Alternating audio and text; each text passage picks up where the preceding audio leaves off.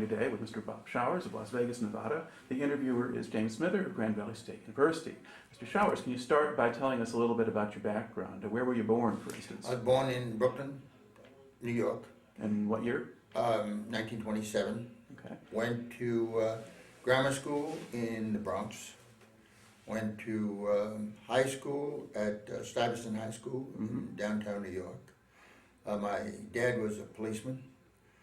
He got killed in line of duty in 1941. At that time, we moved to Fleetwood, Mount Vernon, which was a suburb of Fleetwood, New York, which was a suburb of Mount Vernon, and lived there for about a year and a half. And then my mother we moved back to the Bronx again. And after that, then I went to DeWitt Clinton High School for a while. Then I was 16 and the war was going to be over, so I convinced my mother that I wanted to go in the Merchant Marine and not stay in high school. We wanted to get in before the war was over. Now, do you remember hearing about Pearl Harbor when that happened? Oh, Pearl Harbor was December 41, and my dad got killed in September of 41, 3 months before that. Yeah. And do you remember how you heard about Pearl Harbor? On the radio. Okay. And when that happened, did you assume that you'd probably get into the war or something like that? Nope. Far remote from me when I was 14 years old. So it wasn't going to affect me. But then a couple of years later, you think, okay, maybe it is. Well, it's everybody was getting drafted, people that I knew and everybody else. And we were too young to get in the Navy. You had to be 17, so I convinced my mother, I was 16, convinced my mother that I could go in the Merchant Marine because they would have me. All right. Now, why did you want to get in the Navy? I liked the Navy because when I was a kid, 9, 10 years old, I had been what they called a sea cadet, which you had Navy uniforms, you marched around in all kinds of Navy things, and so I was kind of leaning toward the Navy. And at that time, I wanted always, when I was a kid, I wanted to go to Annapolis. That's the reason. All right. So Merchant Marine was going to be then the next best thing. All right. And so then, when did you enlist in the Merchant Marine? It was about March of 1944. All right. And then once you signed up, where'd you go? Went to Sheepshead Bay. In Sheepshead Bay, we found out how they separate people. There was engine room, deckhands, and stewards. And they asked me if I would be interested in taking tests to go to radio school to be a radio operator. Sounded good to me, and so I did, and passed the test, and the next thing I knew, I was going to Hoffman Island. All right. Describe Hoffman Island for me. Hoffman Island was a little island. It was remote. We only, you had to, we took classes all day long for 5 days. It was code, and after a couple of weeks of code, then they started introducing typing. And so we did that. We also had, physical training was always a thing that you had to participate in. Also gunnery school, where they had a kind of an interesting thing, which was planes attacking on a screen, and you actually were on a simulated 20 millimeter gun, and you shot at them. That was kind of fun. But the school, as long as you passed the class, you got to go to New York on the weekend and take the boat. Since I lived in New York, this was fine, and I always took one of the fellas or two of the fellas with me, and we wouldn't get home to my home too much because we were too busy running around New York City. But that was fun, and we had some interesting storms on Hoffman Island. In fact, I don't remember. It was toward the end. I'm not sure exactly what month, but they did have a hurricane, and the bottom floor of the buildings that we slept in were full of water. I mean, it was a real good storm. So did you have a storm surge that washed over, just big Yes, waves? it did wash over, and you had about 2 feet of water in the lower barracks. And then they cleaned that all out naturally and stuff. And the only thing that was a pain in the neck was the parades that we had to get out there and march on Saturday morning. But that's military stuff. Well, what kind of stuff did they have for you to do in New York? And when you got to go in the city, what kind of entertainment was there? Run around, chase girls, and go to bars. As much as we could, but at that time, you had to be old enough to drink, so it was a little bit, but they didn't check your ID, but being in the service, nobody ever said anything to them, so and I did have a bunch of friends there, so we managed to get in trouble in Brooklyn, not Brooklyn, in the Bronx and Manhattan. And I liked music. I had played in bands in the high school and in public school and everything else, and I liked music. So we would go to the 51st Street and 52nd Street where these little jazz bands were and listen to them. So that was it. And that time, during that period, I met my wife, and that's how I happened to get out of the Merchant Marine. I met her, and we docked in Norfolk. It wasn't Norfolk, it was the bay that south of Norfolk. So Hampton Roads. Hampton Roads, that's the Hampton Roads. And the longshoreman was on strike at that time, and I went up to New York and saw her, and then had to go back to the ship, and went back to the ship, and the longshoreman was still on strike. So the ship was still there, and they said, see, the radio operators didn't do anything when they're in port. Right. So I took off again up to New York, and this time I was having too good a time, and when I got back to Hampton Roads, the ship was gone. And they told me where it was going up to New York. And so I went back to New York and got on the ship, and the captain was a little perturbed because I hadn't been there to sail when this ship sailed back up there. But anyway, I got off of that ship. All right. Then let's sort of back up a little bit Sure. back up to Hoffman Island there. Now, how long was the training course that you took there? it was 20 weeks, and then we went before the FCC to take our exam, and a little over half the class passed. And at the same time, I took my this FCC second class telegraph license, which you get before you, that's what you take. You can take the first class, but the first class was a little higher speed code, and we were not trained for that higher speed code yet, so we couldn't progress right to first class. But we could get a first class telephone license. And I got a first class telephone license and had the second telegraph license, and also got a ham license at the same time. So I got all three of them, and I've been a ham ever since up to the present day. The second class license, you had to be at sea for 6 months before you could get the first class license. So that's those. Oh, we got out. We went down to FCC office. I think it was on. I don't remember exactly the address, but anyway, we took the test, and about 2/3 of us passed. There was if you didn't pass all the elements, we had to take 4 elements.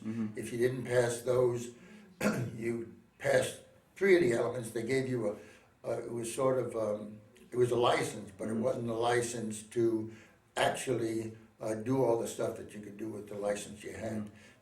You couldn't go to sea, the stuff you had, and you had to take had to pass the other test. Right. So. Okay. Now, then once you completed that training course, then what did you do? You go into the union. Oh, you graduated. You went into the union. There was 2 unions at that time, and the one I went into was ROU. They assign you to a ship.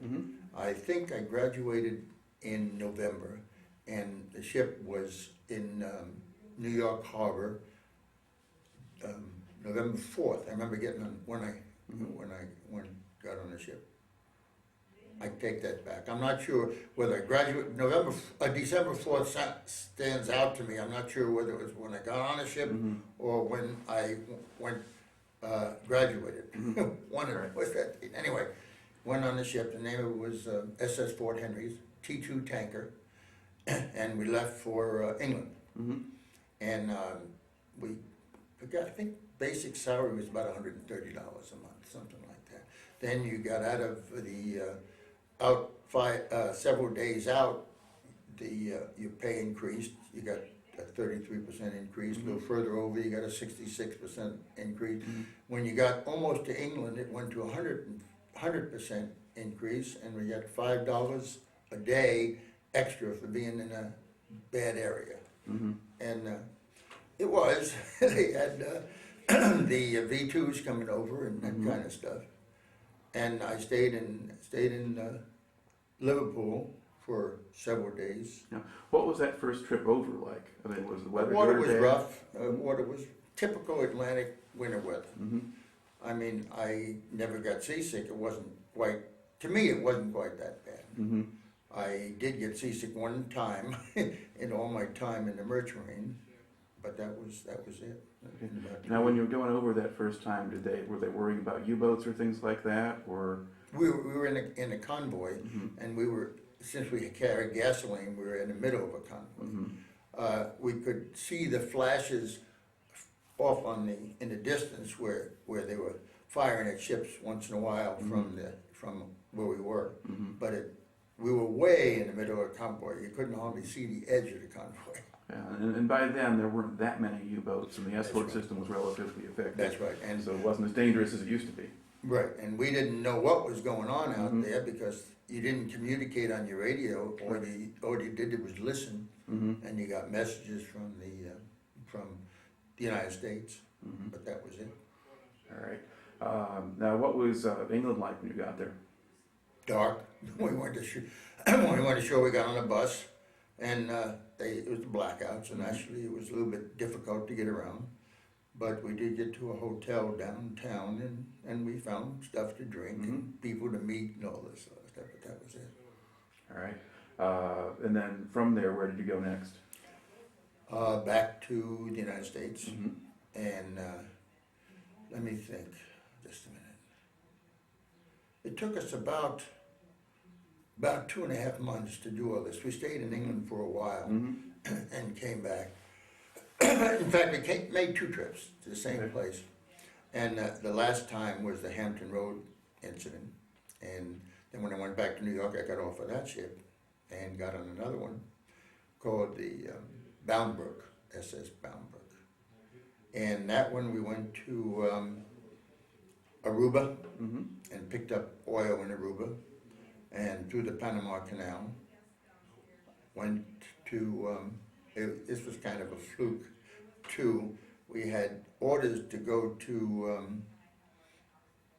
New Hebrides. Mm-hmm. And so we got to New Hebrides, and what had happened was we were south of the equator, and we got supposed to get the messages from a different area, and so we never heard that they changed our place where we were supposed to go, and so we ended up the wrong place, and that the ship captain didn't like that. But anyway, we ended up the wrong place, and then we sent us to Eniwetok and Palau, and then we went to Leyte in the Philippines, and we stayed at Subic Bay in the Philippines for about a month and a half. And all we did was sit out in the bay, and these Navy ships would come by and get refueled. Mm-hmm. So we never really unloaded all our fuel at once, just Navy ships. Now, was the war still on at that point? Yes. Okay.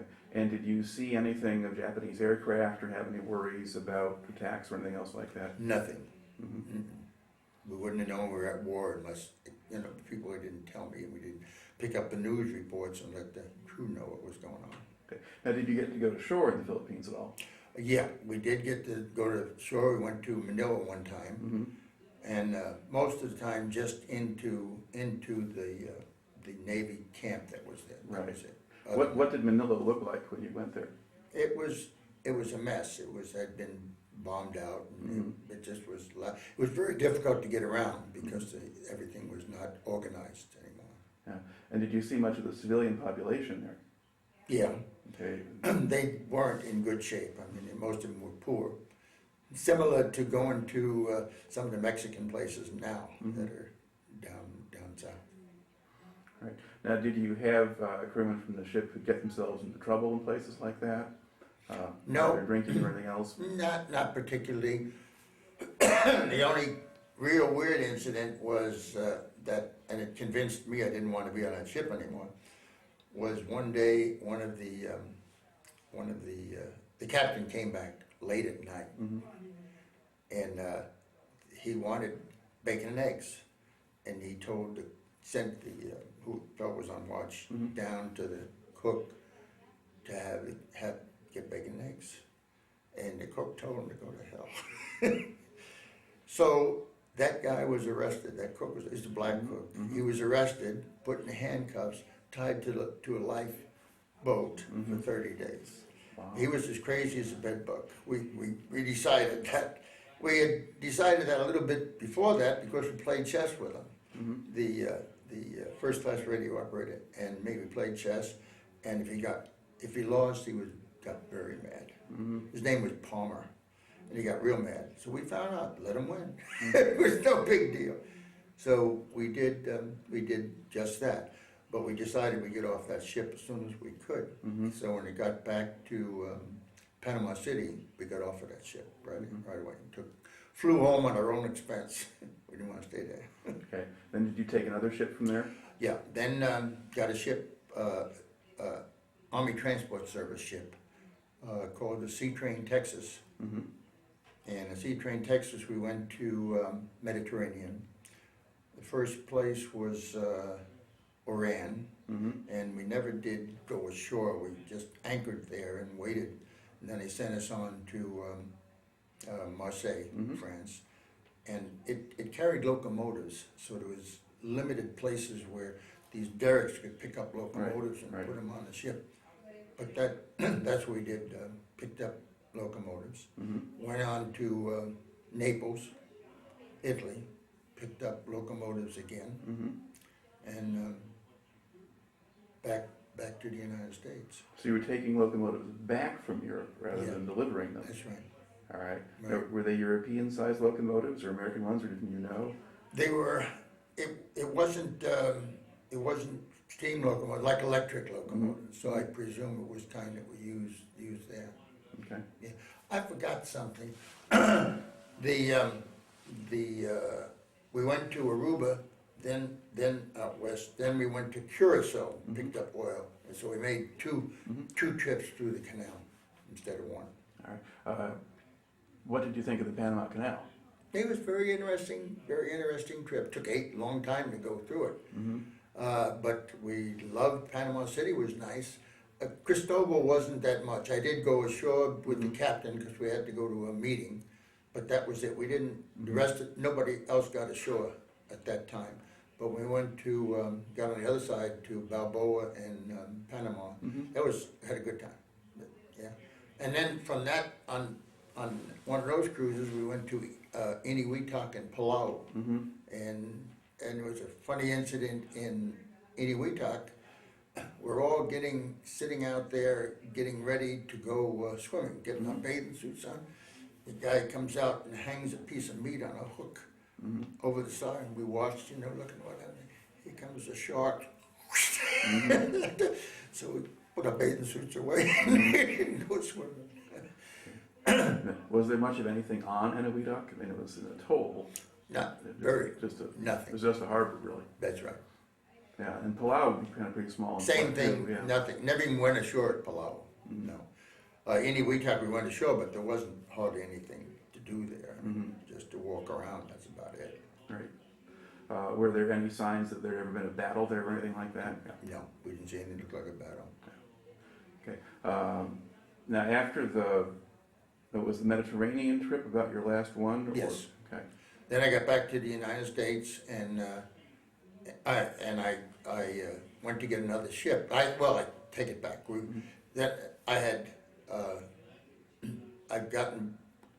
I told you I had met my wife, and so we hadn't gotten married yet, but we still were running around, and I got a draft notice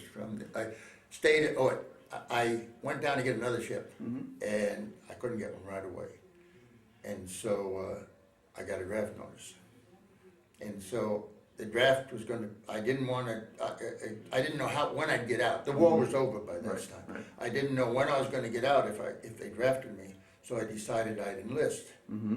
So I enlisted in the Army for 2 years. And then they sent me to Fort Dixon and Fort McClellan for basic training. And it was at Fort McClellan, I got pneumonia. Mm-hmm. Well, first, there was measles first. Mm-hmm. And my wife came down to take care of me. You know, I was in the hospital, but she came down to see me.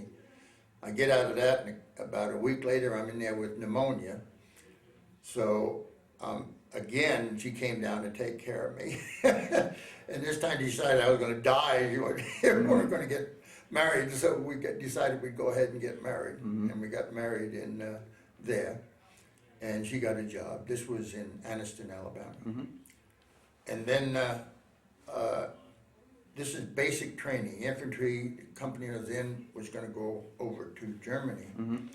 And so one time we're out in the parade ground and somebody comes out and says, who can type? So I had learned how to type. I was in the Merchant Marine, raised my hand, and they pulled me out, and I went into this office and as a clerk typist. And I was interviewing returning officers from overseas who were coming back, and they were getting assigned to different places. So it made me a PFC finally, but it was boring as hell.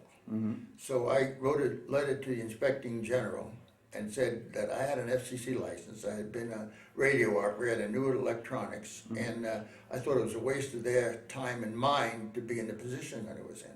The next thing I knew, I had orders to go to, get on the train, go to Santa Fe, New Mexico, and call number such and such. That was it. We didn't know anything about where we were going. We knew nothing about anything. At that time, they got orders to transfer the group I was with as a clerk typist up to Fort Jackson. So we went to Fort Jackson, and 2 days later, I was supposed to leave to go to New Mexico. This was in November. So we checked with people what the climate was like, what our uniforms should wear. Oh, it's desert country, wear khakis. And my wife wore a summer dress.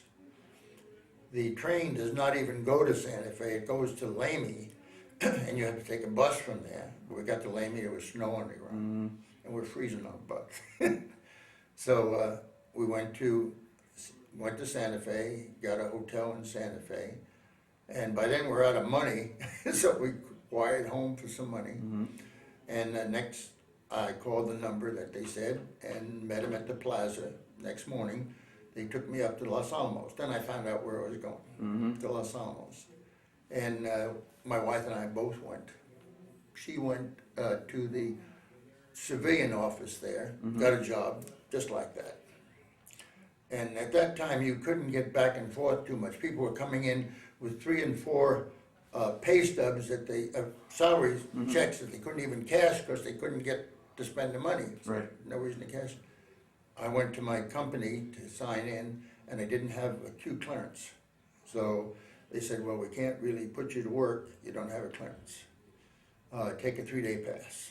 So I took a 3-day pass, went back to Albuquerque, told my, not to Santa Fe, rather. Went, told my wife that, well, I can't do anything, you might as well spend the time with me. So we spent about 2.5 weeks just going back and forth. So finally they decided they didn't have my clearance yet, and I wasn't getting paid yet. They would send me down to an outpost in Albuquerque. They were starting up a branch. It was University of California. They were starting up a branch in Albuquerque. So they moved us to Albuquerque. She couldn't get it. Told them she couldn't take the job there. Went to Albuquerque. Again, she got a job right away. And I'm still waiting for my clearance. And it was another month before I got my clearance. During that time, I was a clerk typist again because I couldn't go to work in the technical fields. So then we got finally got my clearance, and I went to work what they called the training aids department. And most of the instructors there at that time were master sergeants and tech sergeants and things like that. But I was a PFC, so they put me to work in the, it was tech training. We wrote manuals and drawings and things like that. Explanation of how to do small electronic things, make repairs, because a lot of that stuff these people didn't know, Mhm. you know. So that was okay, and they did that for about 2 months. We had one incident come up on that. They decided that they would have people. The first 3 graders would do KP. There was only 2 of us in the department. I mean, in the company that were low grades like Right. that. So they put us doing KP for 2 days straight, every meal. Mhm. So the captain protested. You know, we couldn't work if we had going to be on KP all the time. So they took us off of it. And they just took the MPs and put them on KP. Mhm. Put us back with the training group. And also at this time, the general wanted to. There was a lot of military. Army people there. Mhm. He wanted them to march on Saturday to be sure they were really military people. Mhm. So they looked in our forms to who could play musical instruments. So they came up with we could get a band of about 30 people Mhm. had played instruments, and they said, well, they said we want the parade, and we said, fine, we'll play parade. What's in it for us? Mhm. He says, well, you won't have to stand inspection. Oh boy, you know. So we got out there, we looked like Hogan's Heroes, beards, and I mean, terrible. We were slobs. But we got out there and played, nobody said anything to us, and they marched like mad. And then somebody got the idea, the master sergeant got the idea that we had a band here, why not get a dance band going? Mhm. So we started a dance band. And so I played in the dance band. And we'd play at the officers club, NCO club, and stuff like that. And we got paid $10 for each job, which was great when your salary was only $50 a month anyway. You know, I mean, supplementing your salary for a couple of nights a week, it was worth it. Yeah. So we did that, and then when my time came to get out, they wanted to know if I got a promotion, would I stay? Hell no, I wouldn't. I wouldn't stay. So I got out and went to work for the University of California as an electronic technician. Mhm. And then as I stayed there longer, they stressed, this was still University of California, they stressed education, and they wanted to go to school. So they started sending me to school. I had quit school, high school, so I got my equivalency Right. Certificate and started going to University of New Mexico. And then kept on going to University of New Mexico, and all the time I was working, Mhm. and got my bachelor's in electrical engineering there. And this was working for, they changed the name, it wasn't AT&T anymore, they changed it to Sandia National Laboratories, Mhm. and we took care of all the ordnance for nuclear weapons. And then after that, then when I graduated in '69, they had this field test operation out in Nevada, and this was research Mhm. stuff. So they asked me if I wanted to go check out the place, and I went to Las Vegas, checked it out, and instead of I was supposed to go into a computer man, because I was electronic. This other fellow needed somebody in photography that knew something about photography, and I said, yeah, that'd be interesting. Mhm. So I ended up working on as the project leader for the photo optical group, and we designed telescopes and cine theodolites and that kind of stuff, and took care of the guys. They had about 12 to 14 people Mhm. working for me in that group. We took pictures of events. They would fly airplanes in. This was the hardware delivery systems for nuclear weapons, and also firing rockets and things like that. Everything was photographic, high-speed photography. Right. And the instruments that we used were all electronic instruments, because you had controls. A man sat on a thing and drove it around, tracking planes and things, and that was rather interesting.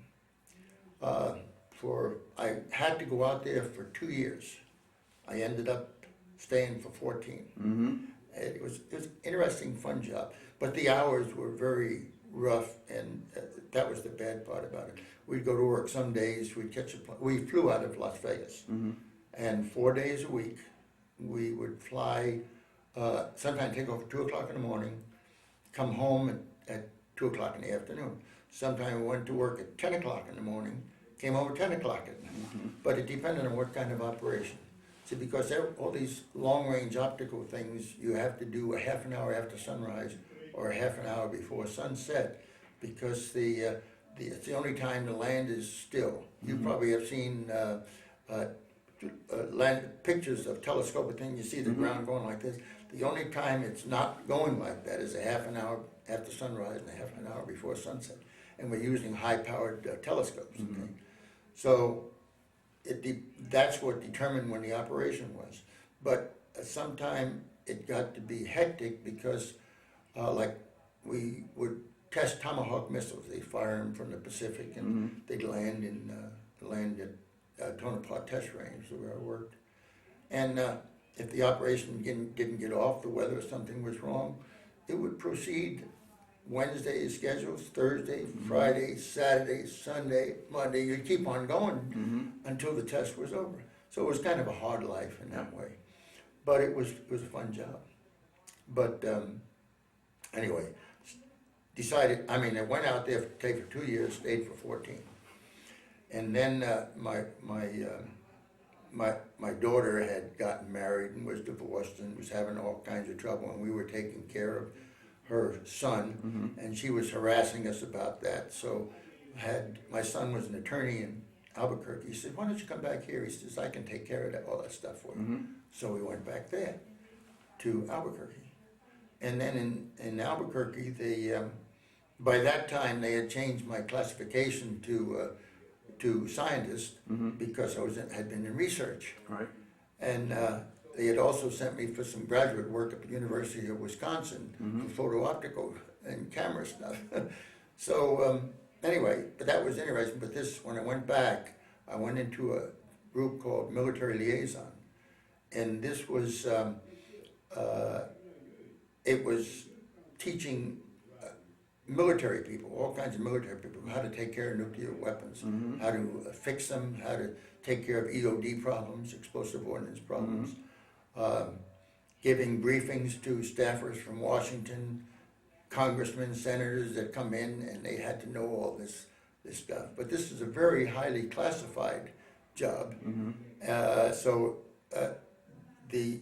we would have to go to, instead of telling people how to do something on a telephone, we would have to go do it ourselves, fix it. Right. And we take the engineers that designed it, and they didn't know much about the military, and we knew about the military. So two of us would go, one to grease the skids, the other one to do the work. Right. And we'd go all over the world at a moment's notice, like something was wrong with a weapon at Insulet, Turkey, or at Aviano, Italy, or at England. On a plane, we're going. So it was very interesting work. And then we taught classes back in Albuquerque. So it was a nice job, and I worked there for 40 years total, 40 years for Sandia.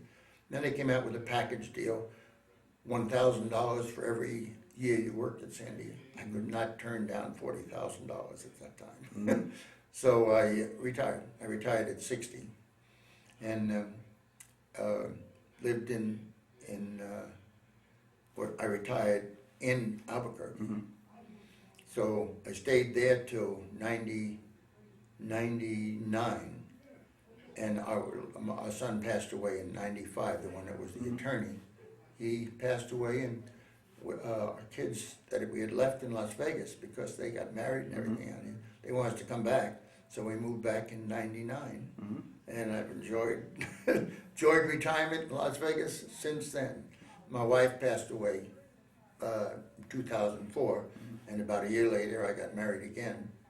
So now I'm still enjoying myself, going to HIRA meetings, and we love to cruise, and I still, my activities are, I like to dance a lot, so we go dancing, and there's lots of good music in Las Vegas, and also I have prostate cancer, so, but it's been controlled, and so I'm still doing fine.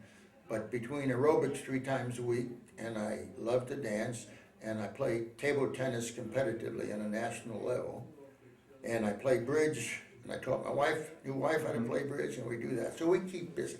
That's it. Well, I mean, this has taken about 35 minutes, and I guess it's because you're from New York, but you probably said as much as people usually do in an hour. Well, thank you. I couldn't figure out when Jim stayed in, what in the hell has he got to talk about that much? Because I think I've had a very interesting life, and I cannot think of that many things. He had more voyages and more interesting experiences on shore. Oh, yeah. But he's also from Texas, and so it just took longer. Automatic. It comes out longer.